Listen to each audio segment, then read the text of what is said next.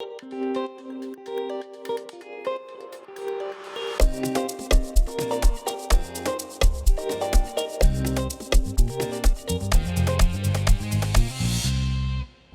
vacances sont toujours aussi belles sur Live TV, la télé sans filtre, avec le talk des vacances. Dans ce rendez-vous, aucun sujet n'est tabou, on passe tout au peigne fin et vous faites bien de nous choisir. Bonsoir à vous tous qui nous regardez et bonsoir à ma team sur ce plateau. Daouda Koulibaly, Sa Majesté, Manuel Apokosé Koulibaly, Kevin Aubin et Isabelle Vauvor qui justement nous informent sur les points essentiels de l'actualité dans le JT.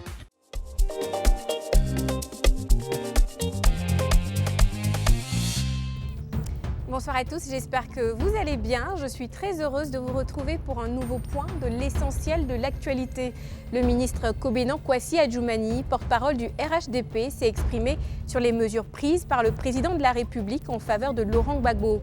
Tidiane Thiam parle enfin des raisons de son retour en Côte d'Ivoire et vous saurez tout sur le lancement de la Super League africaine. Commençons tout de suite avec cette heureuse nouvelle pour la Côte d'Ivoire. Marie-Josée Talou est désormais la reine du 100 mètres africain. La sprinteuse ivoirienne a fini 3e de la course derrière les Jamaïcaines Fraser Price et Shericka Jackson. Avec ce nouveau chrono réalisé, Talou devient le 8e temps de l'histoire du 100 mètres féminin. Elle a réalisé cette performance le mercredi 10 août au meeting de Monaco, 10e étape de la Ligue de Diamant. Elle inscrit ainsi son nom sur la liste des meilleures sprinteuses de l'histoire de l'athlétisme africain. Et après plus de 20 ans d'absence, Tidiane Thiam s'exprime pour la première fois depuis son retour à Abidjan. L'économiste explique que la décrispation du climat politique est l'argument qui l'a poussé à rentrer au pays. À la sortie des entretiens avec les pontes du parti, il a rappelé qu'il n'avait qu'une famille politique, le PDCI. Tidiane Thiam a ensuite rencontré l'ex-président Laurent Gbagbo hier mercredi 10 août. Rappelons qu'après sa visite au domicile du président Alassane Ouattara, le jour de son arrivée, puis son déplacement dans son fief familial à Yamoussoukro, Tidiane Thiam est allé rendre visite à l'ex-président Henri Konan Bédié à Daoukro. Dans son traditionnel message à la nation délivré à la veille des 62 ans de l'indépendance, le chef de l'État Alassane Ouattara a annoncé des mesures en faveur de son prédécesseur Laurent Gbagbo et des 2 officiers de l'armée. Ces décisions ont été saluées et encouragées par le Rassemblement des oufouettistes pour la démocratie et la paix. Écoutons un extrait de la déclaration de Kobenan Kwasi Adjoumani, porte-parole principale du RHDP. Le RHDP salue par ailleurs les décisions courageuses prises à l'endroit de M. Gbagbo et de certains hauts responsables militaires pour des faits liés à la crise post-électorale de 2010. Le RHDP se félicite de cet engagement résolu et inflexible du chef de l'État à toujours œuvrer pour la paix, l'unité nationale et le rassemblement de tous les Ivoiriens sans exclusive. Le RHDP note que les mesures sociales prises par le président de la République ont rencontré l'adhésion unanime de tous les acteurs sociaux, des fonctionnaires et agents de l'État qui ont tenu à exprimer de vive voix leur infinie gratitude au président Alassane Ouattara pour son immense sollicitude à leur endroit. La Confédération africaine de football a officialisé ce mercredi 10 août le lancement de la Super League africaine dont la première édition est prévue en août 2023. L'annonce a été faite à l'occasion de sa 44e Assemblée générale en Tanzanie. Il s'agit d'un nouveau tournoi qui se tiendra chaque année. L'instance du foot africain a confirmé que la compétition opposera les 24 meilleurs clubs du continent issus de 16 pays. Ces clubs seront d'abord répartis durant une première phase en 3 groupes géographiques composés chacun de 8 équipes. Cette compétition devrait marquer le début d'une nouvelle ère pour le football africain, notamment d'un point de vue financier et développemental. Le chef de la junte malienne, le colonel Assimi Goïta, a eu un entretien hier, mercredi 10 août, avec le président de la Fédération de Russie, Vladimir Poutine, les deux hommes se sont félicités des relations entre les deux pays, notamment dans le domaine militaire. De sources proches du palais présidentiel, on rapporte que Vladimir Poutine aurait affirmé que son pays serait toujours aux côtés du Mali pour l'aider dans le domaine sécuritaire et dans bien d'autres domaines également. La veille de l'entretien téléphonique entre les deux hommes forts de Bamako et du Kremlin, le Mali avait reçu du matériel de combat et de transport de la Russie. Cette nouvelle livraison intervient alors que l'armée malienne a subi de nombreuses attaques djihadistes ces derniers temps. Merci de votre fidélité au journal. Aujourd'hui, on parle de trafic de drogue en Côte d'Ivoire, de son ampleur et de son impact sur la jeunesse. On en discute sur le plateau du Talk. À tout de suite. Merci Isabelle pour ce tour de l'actualité. On parle de drogue et de son impact sur la jeunesse ivoirienne. C'est tout de suite dans Ça fait l'actu. On y va.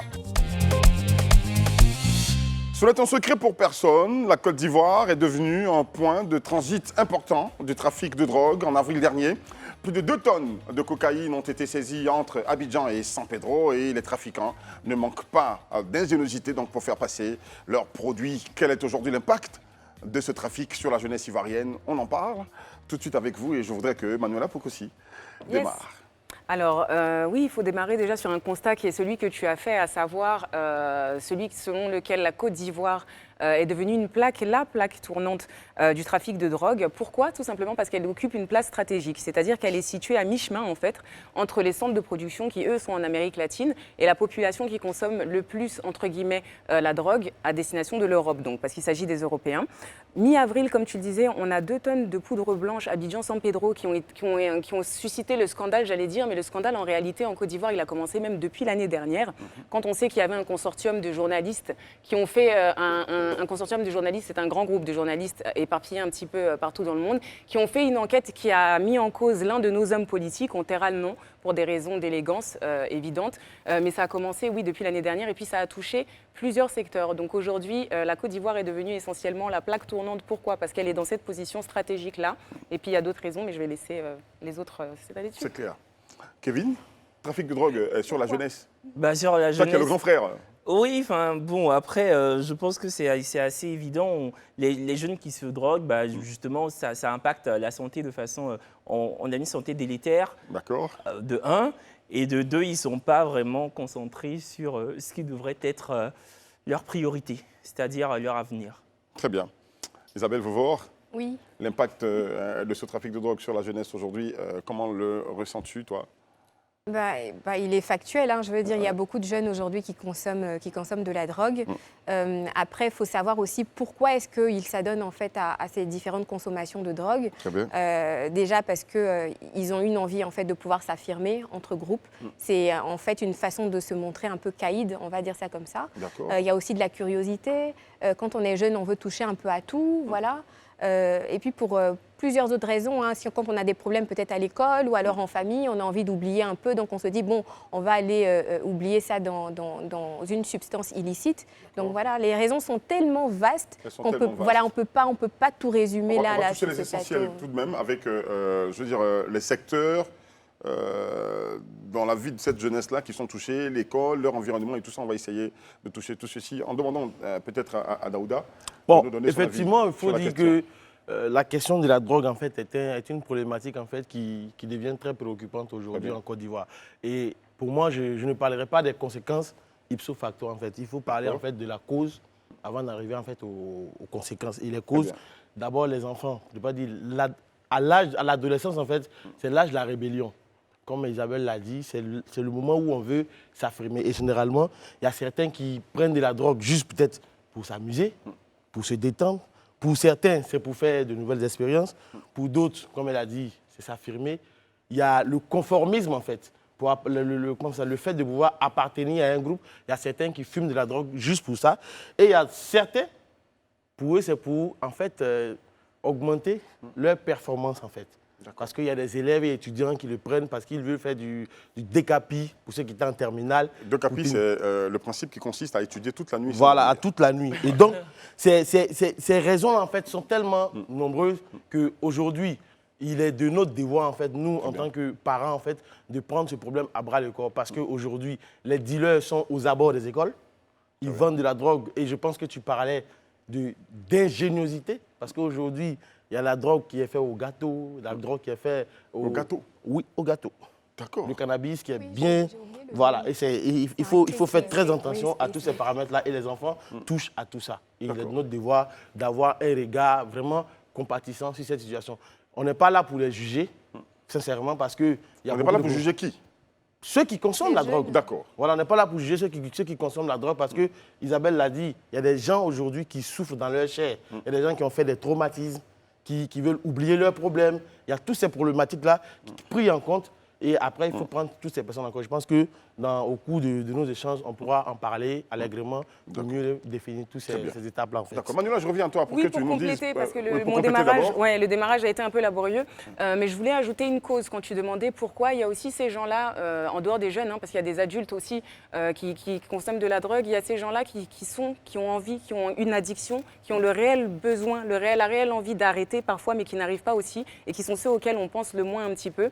Et la cause, c'est simplement que c'est un engrenage. Et ils sont livrés à eux-mêmes parce qu'on n'a pas les structures nécessaires justement pour qu'ils puissent, ici en tout cas, faire des cures de désintoxication. Je parle de cures de désintoxication réellement suivies, hein, comme ça se fait en Occident par exemple, pour pouvoir sortir de ça. Donc aujourd'hui, on a plusieurs, il n'y a qu'à les regarder, sous nos ponts, sur les routes, sur ce genre, on voit plusieurs fous ou plusieurs drogués souvent qui sont là et qui sont livrés à eux-mêmes. C'est pas qu'ils ont envie de rester dans ça, mais c'est qu'il n'y a personne, il n'y a pas les structures adéquates pour les aider et les accueillir. D'accord. Bon, au passage, j'aimerais juste préciser qu'il y a des structures qui existent en Côte d'Ivoire pour prendre soin en fait, des personnes qui sont droguées en fait. Absolument, il y a la Croix absolument. Bleue, Ça fait partie il y a des actions, Il y a la donc, REMA oui. qui existe, qui est là, qui prend soin de ces drogués-là en fait. Très bien. Donc, c'est la précision que je voulais juste faire en fait. Très bien. Alors, quelles sont, vous allez tous répondre, hein, donc je suis sûr que vous en avez une idée, donc les actions menées pour la protection de cette jeunesse, pour l'éloigner de la drogue.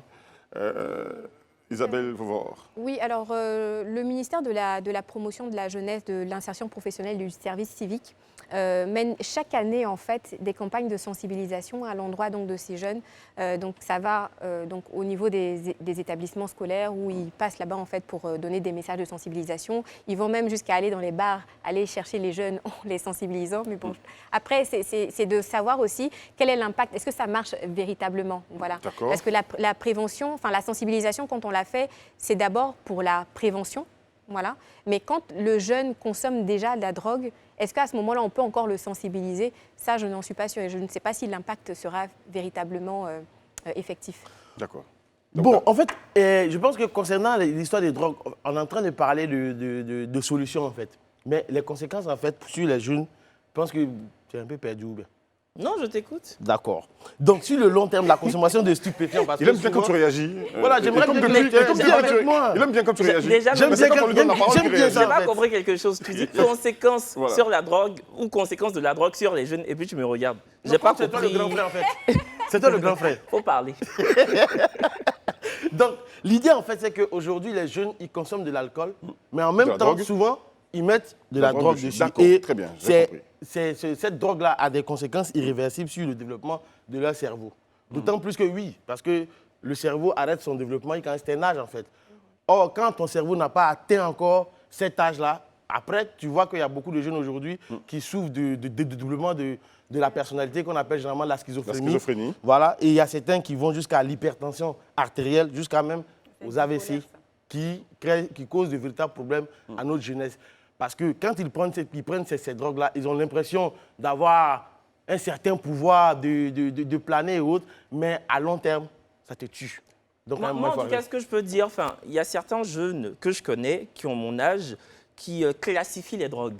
En fait, pour eux, consommer du cannabis, voilà, pour eux, c'est à titre récréatif, en soirée, mais consommer de la cocaïne, ce serait totalement dantesque et assez ignoble. Pour eux, en fait, si vous voulez, la cocaïne, c'est une sorte d'ignominie, mais le cannabis, voilà, ils le consomment sans forcément se soucier des conséquences. Parce que, on le sait, il y a des... Pourtant, il y en a. Non, je ne dis pas que le cannabis est bien. D'accord. Mais bon, il y a des pays où le cannabis est utilisé à titre médical. Voilà. À une Thérapeutique. certaine dose. Thérapeutique. Oui, comme on dit, qui est, voilà, c'est prescrit par un médecin avec une ordonnance bien spécifique, bien définie. Je ne suis pas en train de faire l'apologie du cannabis, et attention. Je suis en train de dire qu'il y a des pays où, on parlait de space cake tout à l'heure, il y a des pays où, comme la Hollande ou le Canada, où le cannabis est vendu à titre récréatif. D'accord. Voilà. Mais Mais je ne suis pas en train de dire que c'est bien. Non, je suis non, pas en train de dire On a je bien vais compris dans ton que sens. tu n'as pas en train de dire que c'est bien. Dès que Ça, j'ai ça veut dire que comme tu as quitté en France- dès que j'ai ouvert la bouche, Ah. tu penses que je vais comme toi. Non, je voulais juste préciser le fond de ta Très bien. pensée. En fait, là où le cannabis est vendu à titre médicinal, généralement, c'est traité en fait. Les effets hallucinogènes sont enlevés en fait dans le cannabis pour qu'on puisse prendre ça, pour, comment on appelle ça, contre l'anxiété, ceux qui font des crises d'anxiété en fait. D'accord. Maintenant, tu n'avais pas parlé de Merci, docteur conséquences. Daouda. Bon, je ne suis pas docteur, mais bon, je pense que comme j'ai eu à traiter certains sujets sur cette question-là, c'est pour cette raison que peut-être j'en parle. Très bien. Et pour parler des conséquences du cannabis, même si tu parlais de certains jeunes qui classifiaient le cannabis en fait, il a des risques il donne des risques de cancer en fait, et des pathologies pulmonaires et cardiovasculaires. Oui, c'est donc, c'est donc il faut le dangereux. préciser aux jeunes. On va en fait. permettre à Manuela de... Avant de me faire griller la priorité, justement, c'est ça, c'est commercialisé. Pourquoi? Il faut bien entendre que le cannabis, ce dont parlait Daouda, c'est des molécules. Ça s'appelle des molécules. Dans le cannabis, il y en a deux. La molécule de CBD, qui est celle qui est une molécule saine, elle ne comporte pas en fait tout ce qui déclenche les effets psychotropes, qui peuvent être dangereux au volant, à l'école ou pour la mémoire, ce genre de choses. Et puis il y a une autre molécule dans le cannabis qui s'appelle le THC, qui elle est une molécule par contre qui est mauvaise et qui n'est pas utilisée dans le cadre de traitements médicaux. Voilà, il faut juste le préciser. Très bien. Alors, touchons, je veux dire, la jeunesse au niveau des écoles. Je vous ai entendu dire, et ça c'est vrai, c'est à juste titre, hein, que dans des écoles, les élèves consomment, ou des élèves consomment de la drogue, par moment au vu et au su des éducateurs hein, qui ont beaucoup de mal donc, à arrêter ces enfants, à les empêcher de faire ça. On connaît des établissements en Côte d'Ivoire où c'est la course-poursuite entre les éducateurs et les élèves. Quelle solution pourrait-on trouver face à cette situation? Bon, Qui se lance? à ce niveau-là, moi je pense que c'est de la responsabilité d'abord des parents en fait, pour moi. Il faut commencer par échelonner les choses en fait. Parce que souvent, aujourd'hui, on donne souvent beaucoup d'argent aux enfants pour aller à l'école.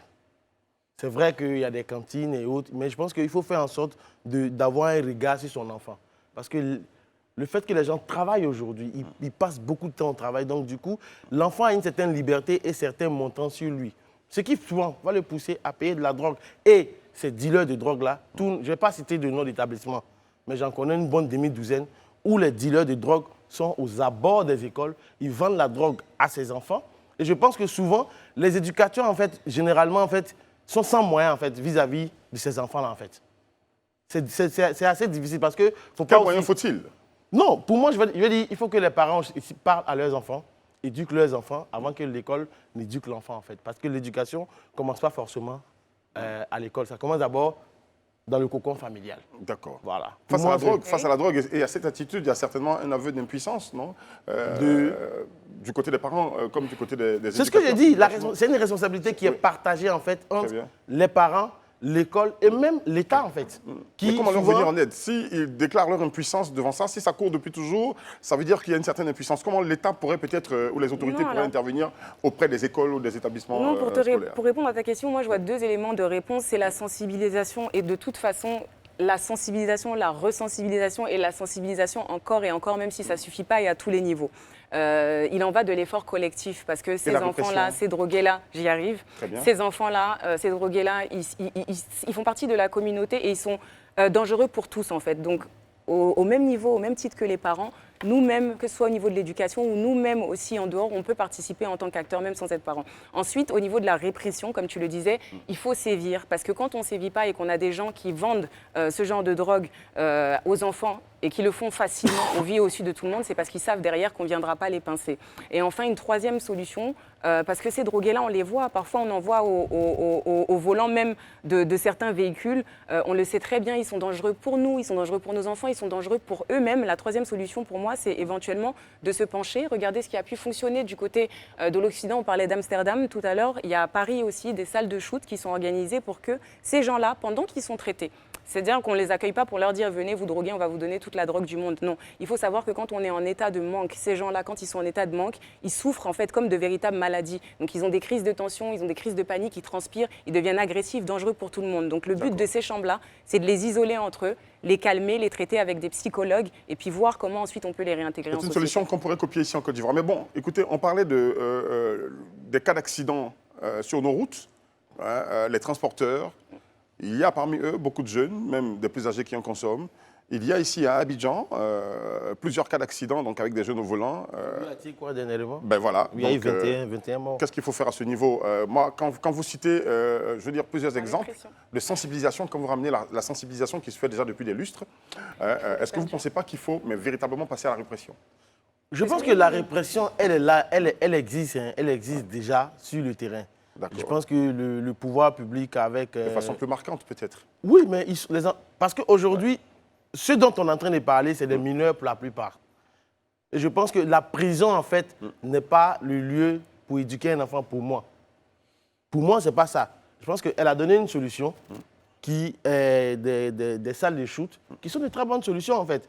Il faut aider ces enfants, sensibiliser les majeurs, ceux qui sont majeurs, qui ont dépassé la majorité, les réprimander clairement.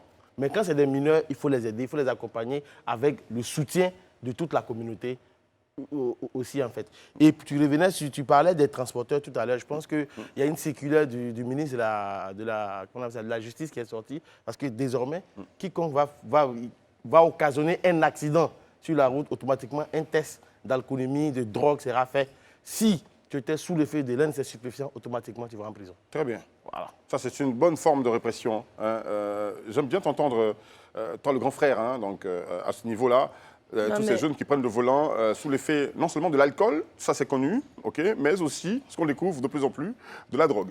Oui, c'est ce que Daouda disait. Daouda parlait d'éducation parentale, mais j'ai envie de dire, il y a l'éducation parentale, certes, mais il y a surtout l'éducation environnementale. Je veux dire, en fait, il parlait de donner beaucoup d'argent à son enfant pour entraîner le fait qu'il puisse se procurer de la drogue de façon aisée et facile. Moi, je ne suis pas totalement d'accord. Il y a des gens qui ne sont pas issus de milieux totalement aisés et qui, parce qu'ils marchent, ils ont des amis qui peuvent tout le temps trouver de la drogue, leur en donner. Donc, ça circule comme ça, en fait. Donc, en fait, si vous voulez, on parlait de sensibilisation. Moi, je suis pour vraiment sévir. La répression, en fait. Mais franchement, les réprimander farouchement. Tu disais, en fait, qu'un enfant en prison, c'est pas bien. D'accord, mais on pourrait faire des centres pour mineurs. Vraiment pour mineurs, tu vois. Parce qu'un mineur qui sait pertinemment que s'il est attrapé avec de la drogue, il pourrait être mis dans un centre pour mineurs, pas vraiment une prison à la dure comme la Maca, tu vois, mais un centre pour mineurs, il pourrait vraiment prendre peur et se dire que franchement, si je me dirige vers cette direction-là, ça pourrait m'emmener vers une autre direction qui est un centre pour mineurs. Donc, il ne faudrait pas non plus, parce que si un mineur entend qu'effectivement, si on l'attrape avec de la drogue, évidemment, il n'ira pas en prison. Voilà. En fait, il va se dire, mais moi, je vais bénéficier d'une impunité sans précédent, donc il n'y a pas de souci, je vais le faire et puis basta. Donc, il faudra vraiment sévir. En fait, le centre existe. Peut-être que lorsque j'expliquais, en fait, le centre existe. Il y a le centre qui est de Bembresso qui existe. Il y a le centre Amigo Doumé de Yopougon qui existe. Donc c'est bien, c'est parfait. Oui, alors. En fait, ça vous dit que tout ce dont on est en train de parler, ce sont des choses qui existent. Et quand je disais que la place d'un enfant, ce n'est pas en prison parce que... Si ça existe, Daouda, oui, c'est bien ce que tu dis. Oui, ça existe et on envoie les enfants là-bas. Pourquoi? D'accord. On envoie les enfants, mais aujourd'hui, dès l'entame de notre émission, tu disais que aujourd'hui on est devenu le petit Kouliakan d'Afrique, en fait. Kouliakan qui est la plaque tournante de la drogue en Amérique du Sud. Tu vois, aujourd'hui, la drogue est en train de rentrer à tout va. D'accord. Tu comprends un peu? Je pense pour ma part qu'il faut trouver... La solution n'est pas forcément dans la répression. Il faut faire la répression. Il faut commencer par faire en sorte qu'on n'en trouve pas. On n'en trouve pas, d'abord. D'accord. C'est parce qu'il y en a qu'on en fume. S'il y en a... Comment faire? S'attaquer au noyau. S'il y en a. C'est s'il y en a qu'on en fume. Je veux dire qu'il faut vraiment, en deux phrases, il faut vraiment démanteler... tous les réseaux, je pense que ça a commencé, non? Donc, il faut continuer. Il faut accentuer. Et je pense que l'État de Côte d'Ivoire, en partenariat, parce que les deux, comment on appelle ça? C'est combien de kilos de drogue ils ont pris là? 650, je ne sais pas combien. À San Pedro là? Il y était 2 tonnes. 2 tonnes de poudre blanche qui ont été pris à Abidjan et à San Pedro. Mais c'est une enquête à la limite internationale. On a l'impression que c'est seulement la Côte d'Ivoire. Mais non, ce n'est pas seulement la Côte d'Ivoire. Même le FBI est dedans. Voilà. Même l'Union européenne est dedans. Donc, c'est une enquête internationale. Les gens veulent démanteler ces réseaux-là. Et pour démanteler, pour ne pas que la drogue touche à nos enfants, il faut couper la tête du serpent. Simplement. Je suis d'accord avec... aussi... Vas-y, Isa. C'est surtout aussi au niveau de nos frontières qui sont tellement poreuses. En fait, la CEDEAO a mis en place un cadre de collaboration à la fois institutionnel et stratégique pour pouvoir en fait limiter les passes de drogue entre États déjà. D'accord.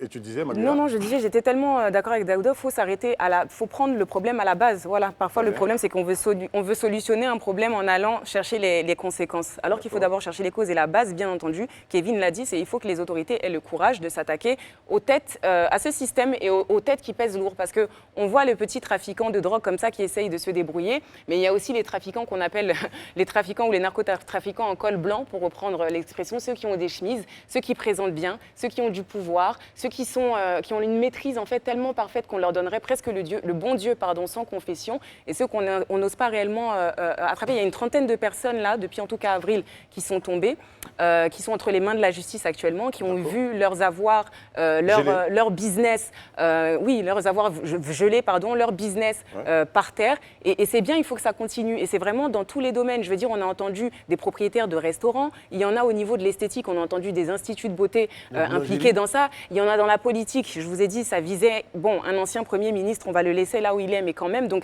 c'est vraiment que c'est incrusté partout. Et il faut couper le serpent à la tête, c'est très juste. D'accord. De toute façon, les mesures, elles sont grandes, elles sont immenses, elles sont nombreuses. Et parmi elles, geler les comptes de tous ceux qui seraient pris ou impliqués de près ou de loin dans cette histoire de trafic de drogue. Il ne faut pas que la Côte d'Ivoire devienne, et déjà les autorités refusent, et c'est pour ça que cette enquête a été lancée par le procureur de la République il y a quelques temps de cela, et cette enquête a donné les résultats que vous savez. Nous essayons de donner pêle-mêle des solutions pour que nos enfants puissent être épargnés par cette histoire. On espère que tout ce que nous avons dit sur ce plateau ne tombe pas dans l'oreille de sourds et que vous allez prendre des mesures idoines pour éradiquer ce fléau de notre pays, la Côte d'Ivoire. Merci beaucoup. Restez avec nous. Nous sommes encore ensemble dans cette émission. On va à la pub et on revient dans un instant. Vous regardez Live TV, la télé sans filtre, le talk des vacances. 19h45 minutes, le rendez-vous. Vous êtes sur les réseaux sociaux de Live TV. Vous pouvez partager le direct que vous regardez et puis nous laisser des commentaires intelligents pour que nous puissions avancer dans dans nos vacances et dans tous les sujets que nous débattons avec vous, que vous aimez d'ailleurs.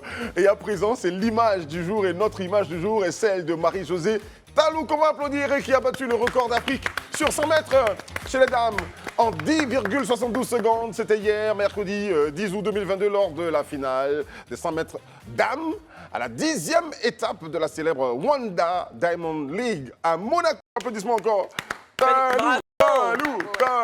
Talou vitesse. C'est génial. Qu'est-ce que vous en pensez? Qu'est-ce que vous avez à lui dire? Moi, je suis très fier. C'est totalement une fierté nationale. Ouais. Et moi, en fait, je pense qu'elle mérite beaucoup plus d'émoi qu'elle n'en a, en fait. Je pense qu'en fait, il faudrait vraiment qu'on la mette qu'on l'honore, qu'on la mette à un niveau dans nos cœurs, dans nos esprits. Et même, je sais pas, à son retour, on pourrait s'associer pour aller l'accueillir avec beaucoup de triomphalisme. Moi, en tout cas, je suis très fier d'elle. Bravo, mademoiselle. Et puis, il n'y a pas que le foot en Côte d'Ivoire. Elle est mariée? Elle est mariée. Ouais, je savais pas. Je sais qu'elle court. Maintenant, sa vie privée, là, ça, je ne connais pas. Non, mais elle est mariée. Bravo, mamie. Bravo, madame. Madame Talou, non? Non, Talou, c'est son nom. Talou, c'est son nom. Talou, c'est son nom de jeune fille. Oui, mais aujourd'hui, on garde les noms de jeunes filles. On met à côté épouse, tintintin. C'est comme ça aujourd'hui. Bon, pas forcément, c'est les femmes qui veulent trop s'émanciper là. Non, je dis sur les passeports, c'est même d'usage sur les passeports aujourd'hui. Il y a une loi qui dit qu'il faut faire ça obligatoirement aujourd'hui? Non, pas obligatoirement. Je dis, c'est ce que je dis. On nous appelle par notre nom d'épouse et puis tu as la possibilité de rajouter à côté le nom de famille. Mais c'est plus d'office le nom du mari. D'accord, un jour, on voyait le sujet là. Pourquoi maintenant vous aimez faire ça, vous les femmes? L'homme quittera son père et sa mère pour s'attacher. Quand on dit l'homme, c'est avec grand H. Donc, laissez vos noms de jeunes filles, prenez madame. Daouda, Madame Koulibaly. C'est un sujet intéressant. C'est nous, on abandonne. Nous parlons aujourd'hui de la pénurie de sang en Côte d'Ivoire. Qu'est-ce qui fait que les Ivoiriens ont beaucoup de mal à donner un peu de leur sang? C'est la question sans filtre du jour. Et qui voudrait se lancer? Moi, j'ai envie de me Isabelle Vauvor. Bon, déjà, il faut savoir que c'est important de donner son sang. Mais ce pourquoi il y a beaucoup de personnes qui ne le font pas, c'est parce que déjà, quand tu vas donner ton sang, on te donne juste un sandwich. Ils ont peut-être besoin d'avoir un vrai... Non, c'est vrai, c'est une réalité. J'avais envie de rigoler. Oui, mais c'est vrai. Oui, il faudrait une vraie collation. Il faudrait une vraie collation. Il y a ça. Il y a aussi la malinformation, parce qu'ils ont l'impression en fait, que quand ils vont donner leur sang, ça va être détourné, ça ne va pas en fait véritablement aider les gens. Ils ont aussi peur, il y a certains qui ont peur aussi des piqûres. Moi, le jour où je suis allée donner mon sang, Qu'est-ce qui s'est passé? À l'issue en fait de mon don de sang, moi je suis tombée malade. Oh. J'ai passé une semaine, j'étais alitée. Oh. Parce que je n'avais pas eu les bonnes informations en amont, savoir si effectivement je pouvais donner mon sang alors que je suis anémie.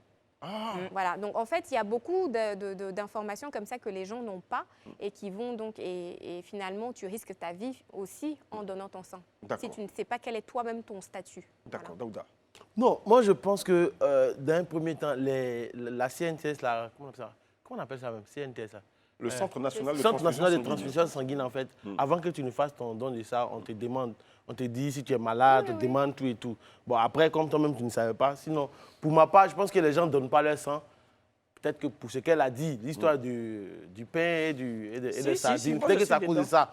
Mais je pense aussi que c'est parce que l'Ivoirien n'a pas cette culture-là de donner son sang. Ouais. C'est ça la véritable problématique. On n'a pas cette culture du don de sang. Or, moi, par exemple, chaque 6 mois, en tout cas 2 fois dans l'année, je donne mon sang.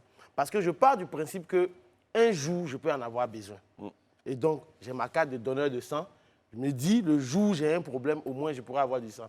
Et sincèrement, il serait bien que les Ivoiriens commencent à donner du sang. Parce qu'on est tous pour moi, étant un homme marié, nos femmes souvent accouchent. Et pendant la couche, elles perdent beaucoup de sang.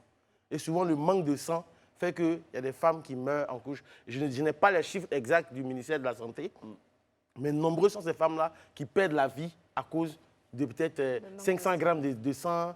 Et, franchement, il faut que les Ivoiriens se mettent au don de sang. Mais c'est le fait de ne pas avoir ça dans notre culture qui fait qu'on n'a pas ça. D'accord. Voilà. Pourquoi est-ce qu'on n'a pas ça dans notre culture?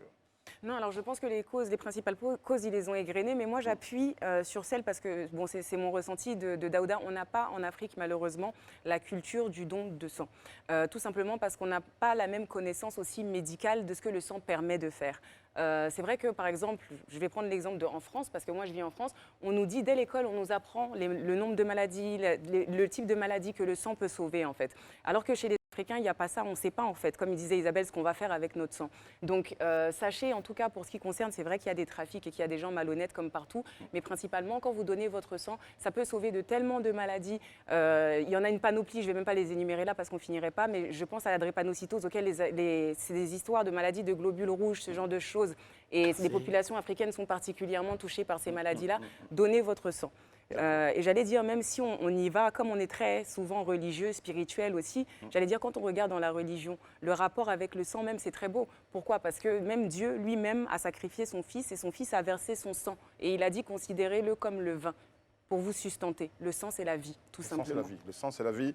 Il faut donner le sang. Et on va rappeler donc le fait du directeur du CNS, du Centre national de transfusion sanguine, M. Konaté Seydou, qui, le 3 août dernier, a affirmé lors d'une conférence qu'il y a un besoin de 150 000 poches de sang, quand même. C'est très important. C'est pas un ou bien c'est... Par an. Voilà. Pour booker les 250, c'est 250 par an qu'il faut. Voilà, okay. Mais là, il y a un déficit de 150 000 poches. C'est quand même énorme, n'est-ce pas? Oui, c'est vrai que le déficit est criard, mais je veux dire, c'est bien aussi de le marteler, de dire à corps et à cri qu'il faut donner son sang. Mais moi, en fait, franchement, quand on parle de don de sang, j'ai une question qui me trotte dans la tête. C'est laquelle? Enfin, moi, je sais pertinemment qu'en Côte d'Ivoire, les gens commercialisent très souvent les poches de sang. Et les personnes qui donnent le sang par générosité et par patriotisme, on va dire, ils le font gratuitement. Enfin, les personnes, elles le font, ou les gens, ils le font. Ces personnes-là le font gratuitement. Mais du coup, moi, je voudrais qu'on nous explique comment ça se fait que moi, mardi, je pars donner mon sang par générosité, par patriotisme, pour sauver des vies. Et on me dit jeudi, en fait, que la personne que je ne connais pas, mais qui pourrait potentiellement bénéficier de mon don de sang, devrait débourser une somme pour en bénéficier.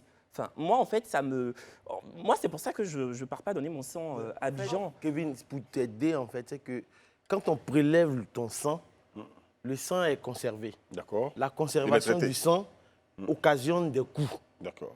C'est beaucoup d'argent, en fait. Ouais. Et tu comprends un peu? C'est pour cette raison qu'ils le vendent. Et généralement, on a parlé des causes du fait que pourquoi est-ce que les Ivoiriens n'aiment pas donner leur sang. On a parlé ce n'est pas dans notre culture. Mais c'est parce que aussi, en fait, les gens ont dit il n'y a pas de transparence. Parce que je le dis, moi, j'ai travaillé comme technicien de surface au CHU de Trècheville.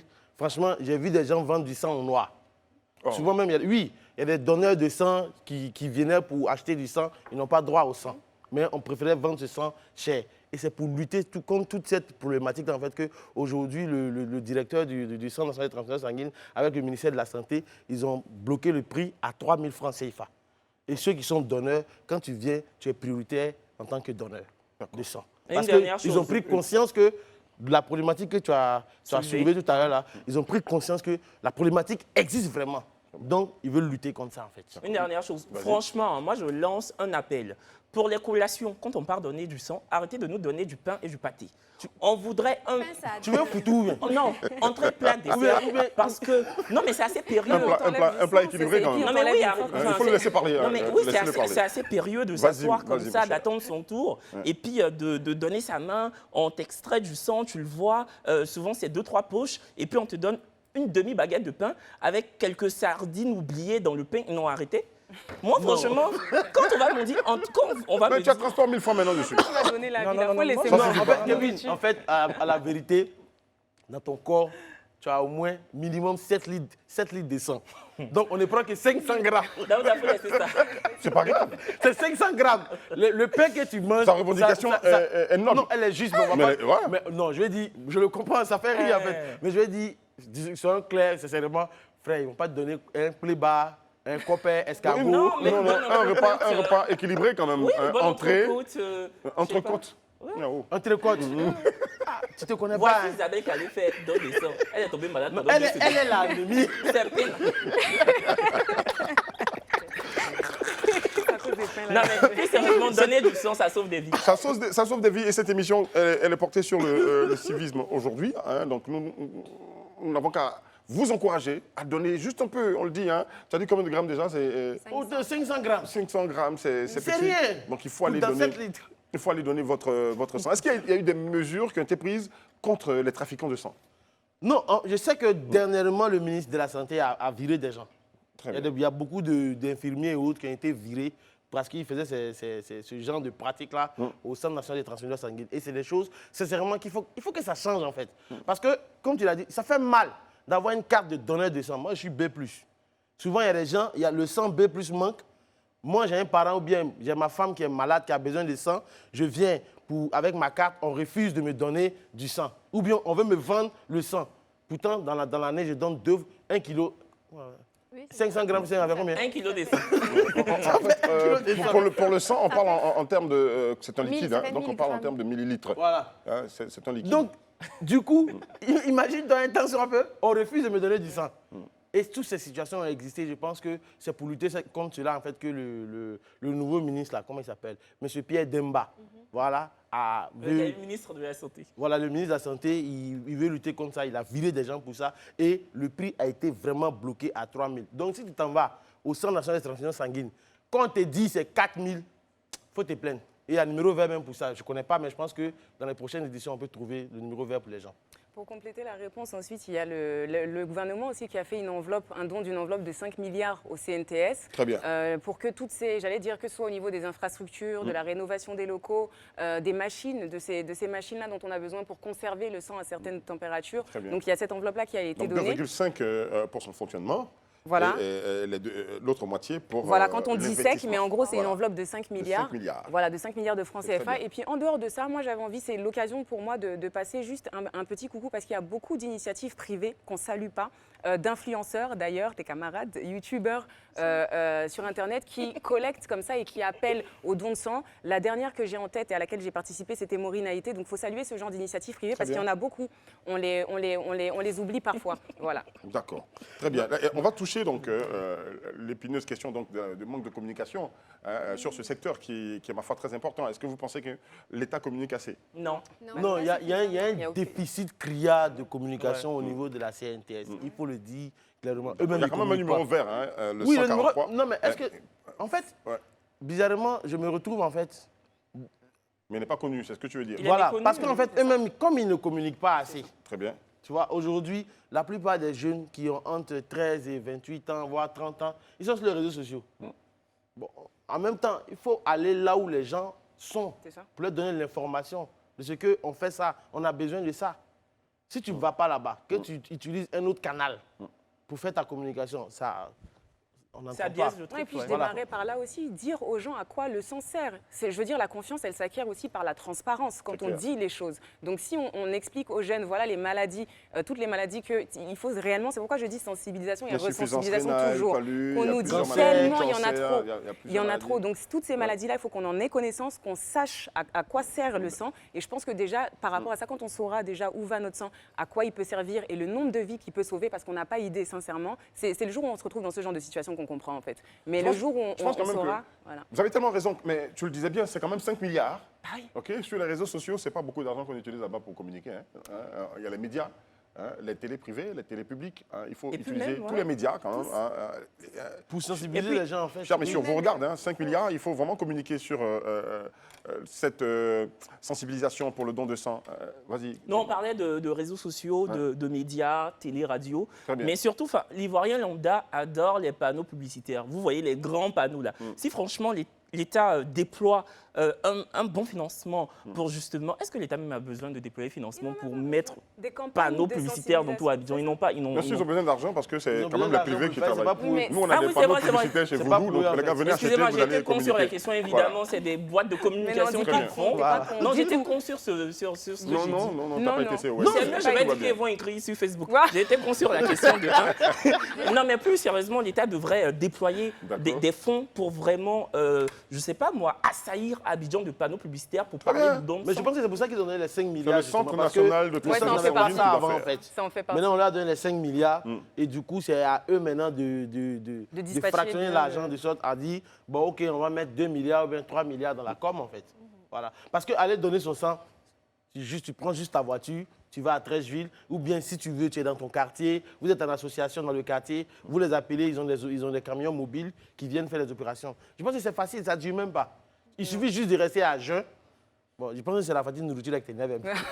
Parce que Le rester père, là. à jeun, ça veut dire que tu t'es levé le matin, tu ne manges pas jusqu'à... Ça énerve. manges pas, Ça fait mal. Mais non, mais moi j'appuie grave Kevin. Mais c'est la règle, c'est la règle. Il faut Sincèrement, pas Eric, manger. je sais. non, mais sérieusement, moi j'appuie sur ça parce qu'on passe dans les rues, il faut voir, on en a marre de voir publicité partout là, de produits éclaircissants, mayonnaise, tout ça. Faites publicité des choses utiles. Ça, par exemple, si Ouais. on voit des campagnes et ce genre de choses, ce sera Mais il mieux. faut saluer aussi les initiatives des ONG hein, parce qu'elles font Aussi. beaucoup de communication, surtout sur les réseaux sociaux. Il y a énormément d'initiatives en fait en faveur du don du sang.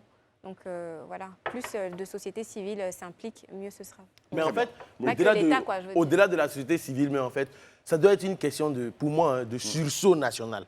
Parce que, je ne sais pas, mais aujourd'hui, quand tu imagines le nombre d'enfants qui naissent en Côte d'Ivoire, le nombre de jeunes, combien de fois les femmes accouchent en Côte d'Ivoire, il faut penser à ça. En fait, quand vous faites le don de sang, pensez à votre femme, pensez à votre soeur, pensez à votre cousine qui va accoucher, qui peut perdre la vie un jour. C'est à ça qu'il faut penser, en fait. Ouais. Voilà. Parce qu'aujourd'hui, moustique te pique ici, palu t'a attrapé. Voilà.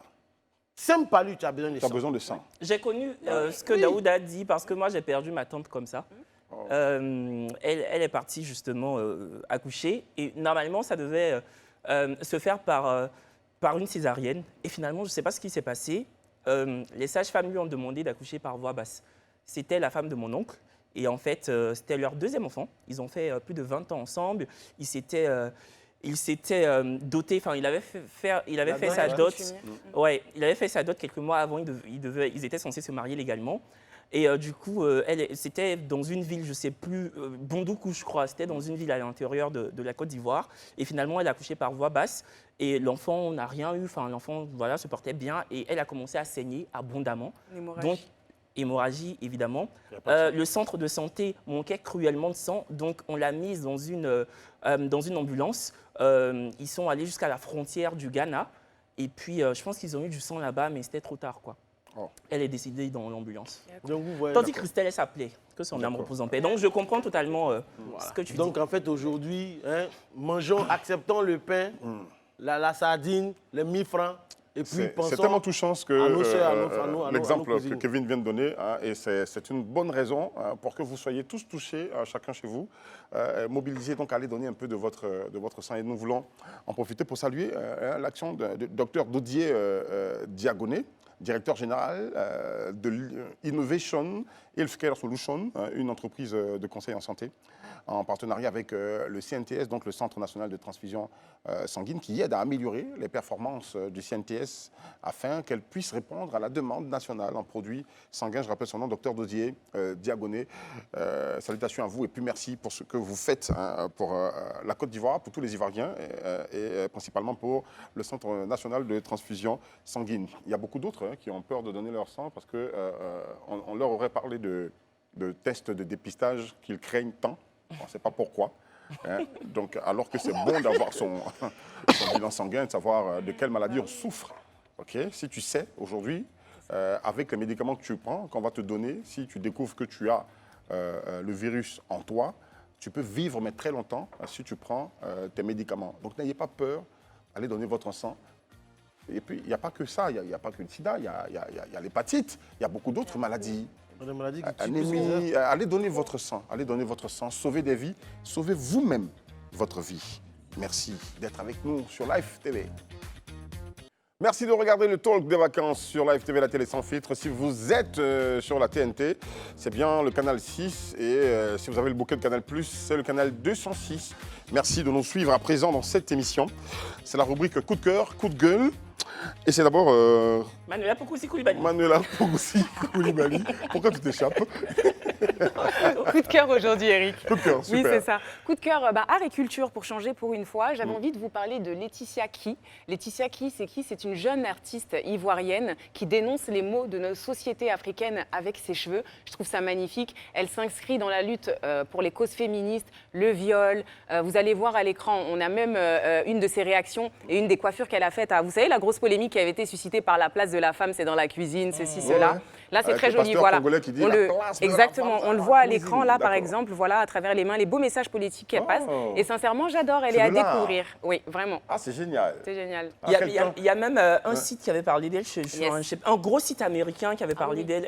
Elle est sollicitée mondialement, elle écrit des ouais. livres, elle est géniale. Et c'est encouragé. Parce qu'elle est Quel très temps jeune. faut-il prendre pour fabriquer Vraiment. une telle coiffure sur la tête? Oh là là, de mieux en mieux. Ouais, mais les Avec messages des en mains valent et la tout ça, peine. ça représente quoi, J'ai ça? déjà fait aussi avec...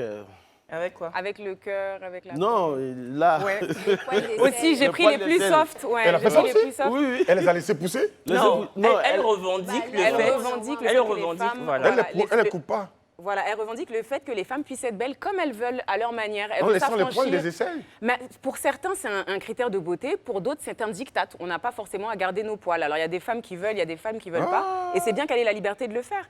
C'est gênant, les poils des aisselles. Oui, pour certains, hein, ça, c'est mais ça, c'est ton point de avis. vue. C'est pas Toi, pour tout tu le monde. penses de ça? De quoi? Tu aimes ou tu n'aimes pas? Non, moi, perso, les poils dans les aisselles, je peux pas. Mais je respecte. On n'était pas là pour parler des poils de Laetitia. On était là pour parler de ses figures. Regardez-les. On a fait une bonne annonce avec Non, mais elle est très forte. sur la tête, la coiffure et tout ça, mais les aisselles, ma chérie, il faut te concentrer sur tes cheveux, il ne faut pas faire aisselles là. Hein, voilà. C'est pas vrai, bravo Laetitia. Oui, bravo. Bravo, On fait super. un sujet de sans filtre, Sur, avec ou sans poil. dans les Ah médias. ouais. ça, c'est vers la fin des vacances, on va faire. T'assures. Vous réagissez dessus?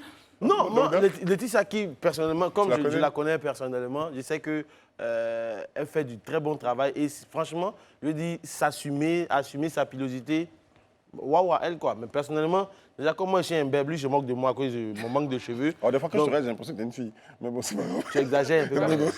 Non, mais je fais n'as pas très dit que bien. ça se Voilà. voit, les oreilles? Mais sincèrement, je dis bravo à elle, surtout pour le message qu'elle passe à travers sa pilosité, en fait. Très bien, c'est génial. Et puis bon, elle a un féminisme exacerbé, elle fait du sport, elle a des abdos, voilà, elle revendique le fait qu'une femme puisse avoir des abdos, des cuisses. Franchement, c'est vraiment, moi je suis assez fan Mais de... tu sais que bizarrement, avant, elle n'était pas comme ça. Hein.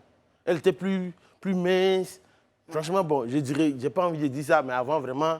Elle était très skinny. Non, si Mais on, c'est est-ce qu'il y a ça, quelque chose en bas de skinny encore?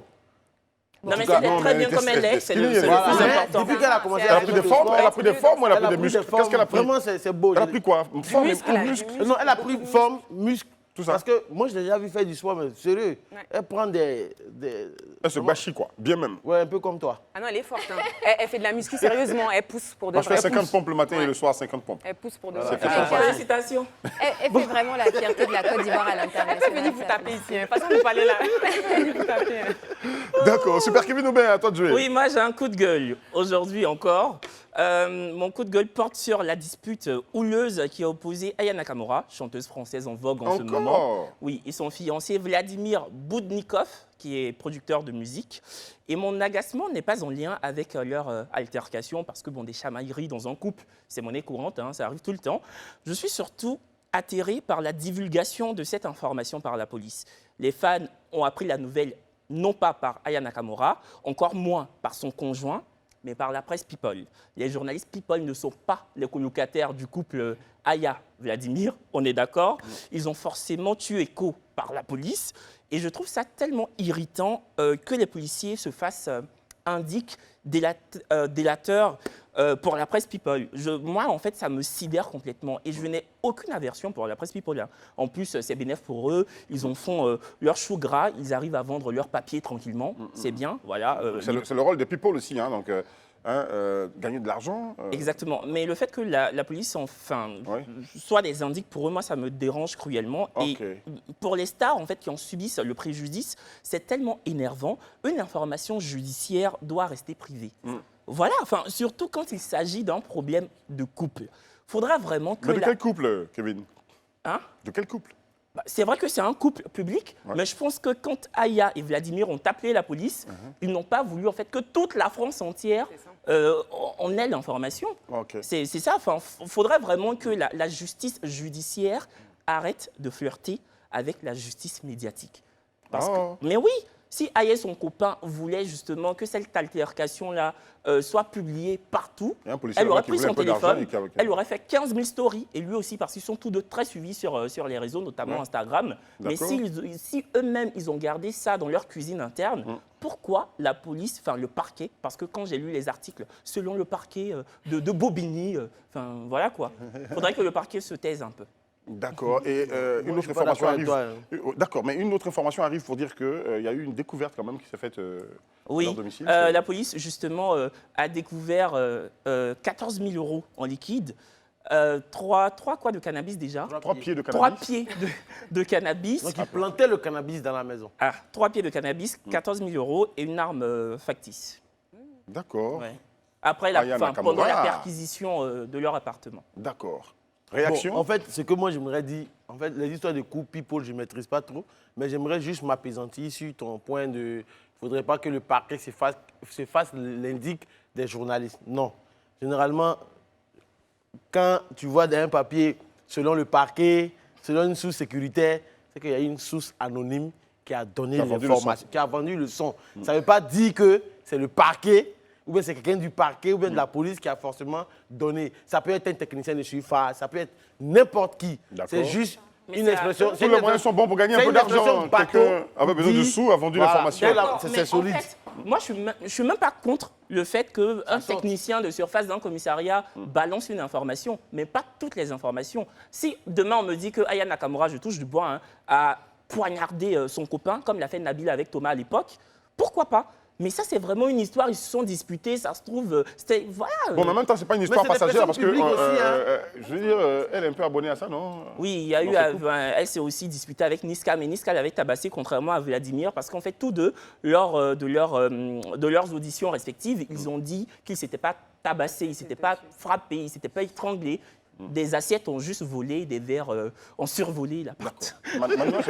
Non, pour réagir, bon, comme on dit, moi, il faut pas mettre, comme on vous dit ici, il faut pas mettre sa bouche entre deux personnes qui se sont déjà venues. Moi, c'est plutôt sur le verdict, en fait, de la justice qui me surprend. Parce qu'on parle de violence conjugale, l'un envers l'autre. Hein. On parle d'une incapacité, je crois, à travailler temporaire, une incapacité temporaire à travailler de plusieurs jours. Ça veut dire qu'il y a quand même, voilà, donc ça veut dire qu'il y a quand même un certain nombre de blessures. Et à ce moment-là, enfin, moi, je suis un peu surprise qu'on se dit, on renvoie le couple comme ça chez lui, ils ne sont pas dangereux les uns pour les autres, les violences conjugales, qu'est-ce qu'on en fait? Non, mais ils seront jugés. En novembre, j'ai vu ça. Mais le fait en fait qu'on les renvoie comme ça et que la justice n'essaye même pas, je me dis, voilà, moi c'est le verdict que j'ai trouvé un peu rapide et un peu laxiste pour un problème aussi grave que celui des violences conjugales. Voilà. D'accord. Mais bon, je pense On que a c'est vu le problème passer- de la réciprocité aussi. Très bien. Pour- On a ils vu se passer- sont tous Oui, Oui, tout de frappé. C'est ça qui a Ils atténué ont tabassé la femme. le principe. Ils se sont tabassés. Mais Ouais, c'est ça. Bon, Voilà. de toute façon, Non, j'ai l'homme, précisé, c'est ça. aucun homme ne doit répliquer. Hein. Si elle t'a tapé, c'est ta femme. Non, faut aucune pas femme ne répliquer. doit taper un homme déjà. Bon, Aussi, je veux dire, aucun homme on est ni d'accord femme sur ne ça, doit ok. taper. Mais bon, on parle beaucoup plus, d'une Et certaine les deux, façon, la violence n'est de pas violence faite Bonne merde. contre les femmes. Il faut pouvoir vous sensibiliser à ne pas taper la femme. Je me rappelle cette chanson de Francky Vincent qui dit « Non, faut pas faire ça, taper la doudou ». Vous vous rappelez? Non, faut j'ai pas pensé faire à ça, vas-y taper Francky, la c'est doudou. bon. Vas-y Francky, c'est bon. Non? En fait, ton esprit est tordu, petit. Faut pas taper la doudou. Faites l'amour, faites pas la guerre. Ok, Aya Nakamura, tu es abonné donc à la violence conjugale. Bon, c'est pas trop pourquoi. Peut-être que tu as raison, peut-être pas. Mais il faut éviter donc de faire la guerre dans le couple. Ok? Voilà. On va y aller tout de suite pour l'actualité décalée. Et c'est avec notre ami Monsieur de Perpignan. Et on ne peut pas laisser passer. Mon amour, vous on salue. est sorti là. Alors, mon très cher. Comment ça vous va? allez? Qu'est-ce qu'on ne peut pas laisser passer? Ben, beaucoup de choses. Déjà, une femme qui est musclée, qui te gifle, on ne peut pas laisser passer quand même. Non, non. Non, si t'as giflé, tu ne peux pas as laisser mis passer. les Laisse toi à Dieu, prends tes Laetitia Guidet, viens bagages, les taper. dors une semaine dehors. Je crois que c'est mieux que tabasser. Elle est musclée. Mais Aya après aussi, le Nakamura. problème, c'est que les muscles, yo, ça c'est gorille. Eh, Bah, enfin, je veux dire, quand on dit gorille, c'est pas sauvage, c'est la forme. Alors, quand même, quand on te dit tu es noir comme un charbon, c'est pas un jus, est-ce que tu n'es pas Non, noir? c'est limite un peu. Ben, limite un jus? Non, c'est comparaison. Non. Parce qu'au Sénégal, le problème, c'est que je On te se fais pas, frère. désolidarise. Voilà, au Sénégal, il y a la lutte. Oh, mon très cher. t'es Comment méchant, Daoudous. 49 Yomi, là-bas. Alors, Daoud là-bas, Daoud douce ici. oui, tu es douce. D'accord. Alors, au Sénégal, il y a les luttes là. Tu vois, les luttes où les garçons se battent avec les gris-gris. Et je crois qu'il y a Nakamura, peut-être qu'elle est issue de cette famille-là. Donc, souvent, ça arrive. Et puis, quand, toi aussi, garçon, regarde, Aya, et puis regarde toi-même. Quand même, faut couper un petit bâton que tu peux attraper. Comment tu peux prendre une femme comme ça? C'est pas bien. Hein? Bref, bon, c'est leur ménage, c'est pas pour moi. Si c'est moi, déjà, j'ai ramassé mes bagages. Est-ce Bref. que toi, tu as déjà battu ta femme ou elle t'a battu? Jamais. J'ai eu beaucoup de coups et blessures, mais j'ai toujours ramassé mes bagages et je suis parti. Je crois que t'as c'est la été bonne battu solution. par ta femme? Mieux vaut quitter la maison que d'être frappé et puis Ah, on te essayer frappait? de répliquer et puis aller en prison. On te frappait? On me... Un homme battu? Yako. J'ai des tatouages comme Daouda sur moi, ça m'a marqué. J'ai des Non, tatouages. ça, c'est pas des tatouages, c'est des cicatrices. Des cicatrices à n'en pas fini. Bon, bref, ça n'était que. Alors, revenons à nos moutons. Eh bien, écoutez, vous savez, il y a beaucoup de non-dits. Vous avez parlé de drogue à l'entrée. Je me dis, c'est vrai, on attrape toujours la drogue. On ne sait pas comment la drogue arrive.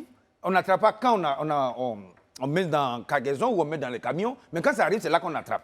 Bon, ça, je ne comprends pas. Maintenant, après, si, comme il a dit, ben, peut-être on peut prendre l'argent là pour soigner ceux qui en souffrent. Qu'est-ce qu'on fait? Est-ce qu'on doit revendre la drogue saisie pour soigner ceux qui en souffrent? Ou bien est-ce qu'on brûle? Est-ce que les drogues qu'on a attrapées beaucoup là, ça est où aujourd'hui? Est-ce qu'on a brûlé? Est-ce qu'on a revendu? Il y a un problème. Moi, je pense que c'est un problème. Non, on a vu quand même. On a vu quand même. Quoi, ils ont brûlé quoi? On consigne. On consigne? Consumer, c'est brûler. On consume. On consume. Voilà. Non, on consigne d'abord, c'est-à-dire qu'on récupère, on On saisit. consigne, on consume. Et puis on consume. Voilà. Voilà. Ben, est-ce que quand on consomme la fumée qui sort là, est-ce qu'il y a un oiseau qui est tombé pour dire ça c'est drogue?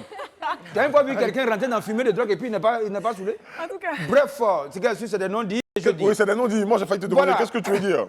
Alors, la ministre. Tu as peur de répondre. De quoi? Qu'est-ce que tu veux dire? Qu'est-ce que je veux dire? Je veux dire qu'il faut qu'on soit véridique dans les saisies. On attrape devant tout le monde, on a vu. Il faut qu'il y ait, quand on va incinérer, il faut avoir des témoins, la justice, le procureur. Il vient, on note, oui, ça a été, et puis on rend public.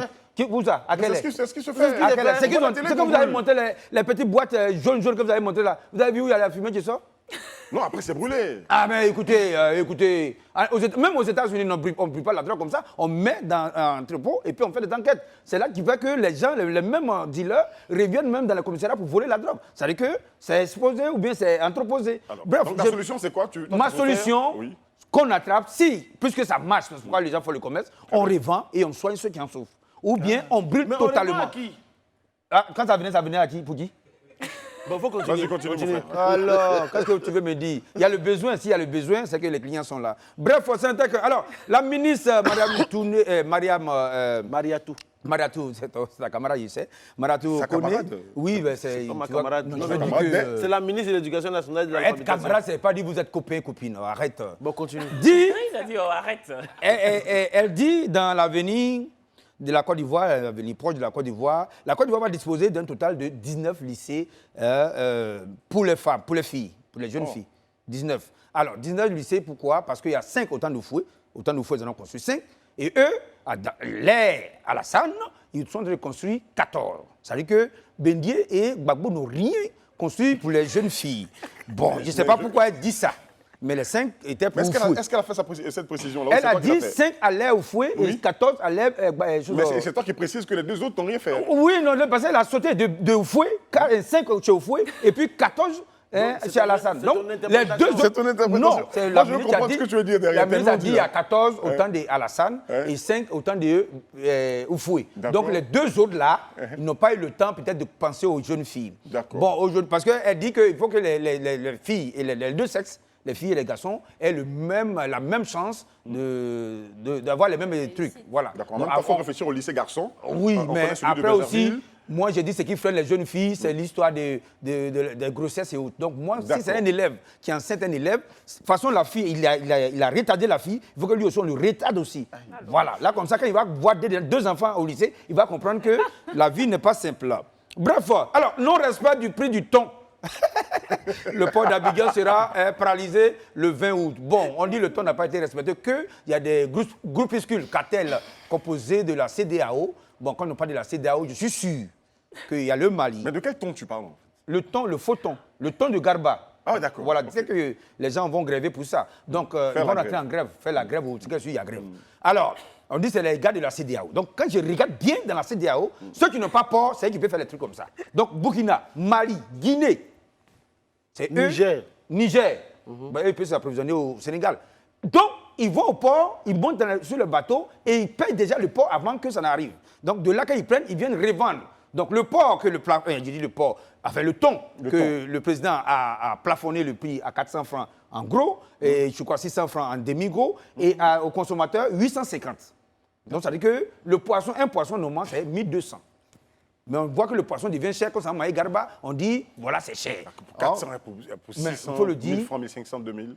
Non, ça c'est quand ça arrive dans les morceaux, je crois bien. Voilà, il faut savoir aussi que la Côte d'Ivoire est le premier consommateur de thon. Bref, bon, donc ils vont gréver, on ne sait pas à cause de thon. Nous, on mange garba comment? Et puis c'est les Daoucha seulement qui font le garba. Il n'y a pas Ivoirien d'accord. Mais si, quand même. Les garbas chocos, monsieur, sont tenus par les Ivoiriens, attention. Il s'appelle comment? Le Ivoirien qui tient... Il y a Yapi, il y a quoi? Docteur Roukou, salut Docteur Roukou. Docteur Roukou. Docteur Roukou. Quand Docteur Roukou, là, c'est Ivoirien, ça? C'est Ivoirien. C'est un Roukoukouban. C'est un Roukoukouban et le Roukoukou, c'est à où là-bas? C'est les Martini. Voilà, ils font du zouk. Alors, un fumoir, pour vous aider, parce que votre affaire de drogue là me chagrine. Un fumoir dans la forêt classée située entre Chesco et la nouvelle zone industrielle en sortant d'Abidjan. Donc, c'est les gens de la Sodefort qui... pas comme ça, parce que c'était dans des patrouilles, ils les ont attrapés. Donc ça veut dire que dans la forêt, on peut avoir de la fumée. Et comme les herbes sont déjà dans la forêt, on peut en fumer là-bas. Mais on vous attrape. Donc ça veut dire que partout, on peut trouver la drogue. La drogue est partout. Comment on va faire pour que ça cesse? Je ne sais pas. Bon, le président burkinabé, l'ex-président burkinabé Kaboré, est de passage à Abidjan. Aujourd'hui même, il est passé, il s'en va à Dubaï pour aller se soigner. Bon, on ne sait pas pourquoi il est passé ici. Est-ce qu'il est venu prendre l'argent avec Blaise ou bien il est venu prendre l'argent avec le président? C'est que celui il est passé ici pour aller se soigner. Vous voyez? Et je vais terminer avec cette histoire de sang, prélude de sang. Vous voyez? C'est un peu compliqué cette histoire de sang. On a dit ici que monsieur, mon ami très cher, Kevin, non? C'est ça? Kevin. Mais je savais Cavido. Alors, on a un problème quand on va donner le sang, on donne un petit pain avec sardine. Bon, d'accord. Mais le problème, c'est que le sang manque parce qu'il y a la cherté de la vie. Très bien. N'est-ce pas? Autant les choses sont chères, autant la vie aussi du sang devient chère. Regardez, si vous plafonnez le prix de l'huile, les organes qui fabriquent le sang aussi plafonnent la production du sang. Donc, autant les Ivoiriens mangent beaucoup, autant on a beaucoup de sang et puis on peut en donner. De deux, tous ceux qui ont le bon sang, qui produisaient le bon sang, sont emprisonnés. Monsieur le Président, il faut les libérer. Sinon, on aura toujours pénurie de sang. Et en plus, pour terminer, pour donner vraiment une leçon à nos populations, ne pensez pas que Quand vous donnez votre sang, vous donnez le sang à un RHDP, nous ou bien à un FPI. Non, parce que moi, j'ai vu des gens, parce qu'ils sont parlés, ils disent qu'ils ne peuvent pas donner le sang, parce qu'un Djoula va utiliser. Non, ça n'a rien à voir avec ça. Parce que regardez bien, les politiciens, le président de la République, le Premier ministre, tous les ministres, quand ils sont malades, ils ne se soignent pas ici. Ils s'en vont se soigner en Europe. Et là-bas, le sang qu'on leur donne, c'est sang des blancs. Donc le sang que nous on donne ici, là, c'est entre vous et nous. Donc ça veut dire qu'il y a un gars de RHDP, tu es là, tu parles, c'est mon sang, tu coules en toi. Voilà. Donc Koudou, tu es là, il a déjà donné son sang. Dès que c'est son sang, tu coules, ça peut couler dans Pouti. Reviens. Mais tu parles de ça et pour la question des religieux qui refusent. Ah oui, mais ça on connaît. Oui. On sait que pour la question des religieux, les religieux disent que non, quand on est chrétien, on ne donne pas son sang. Bon, je crois qu'ils se sont trompés un peu sur ça parce que moi-même. Certains religieux, c'est pas tous. Hein. C'est pas tous les religieux, même les témoins de Jéhovah. Les témoins de Jéhovah, oui. dans tous les cas, c'est les témoins du Christ. Tout cela, ils sont témoins du Christ. Donc ils disent qu'ils ne donnent pas leur sang parce que. Mais n'oubliez pas, et il faut le savoir et notez bien, le Christ lui-même a donné son sang pour nous sauver. Très bien. Voilà, donc vous aussi, donnez votre sang pour sauver un RHDP. Ça me fait mal. Merci, monsieur de Perpignan. Et merci à toute l'équipe, Manuela Pokosi Koulibaly, merci à Kevin Aubin, merci à Isabelle Vauvor, merci à Daouda Koulibaly, sa majesté. Dites merci à moi-même, Eric Landry. Merci Eric. Très bien. Et c'était encore, on s'arrête ici pour aujourd'hui. On se donne rendez-vous pour demain, même heure, sur Live TV, la télé sans filtre, pour passer de bonnes vacances dans le Talk des vacances. Ne manquez rien du tout de cette émission parce qu'ici... Tout se dit.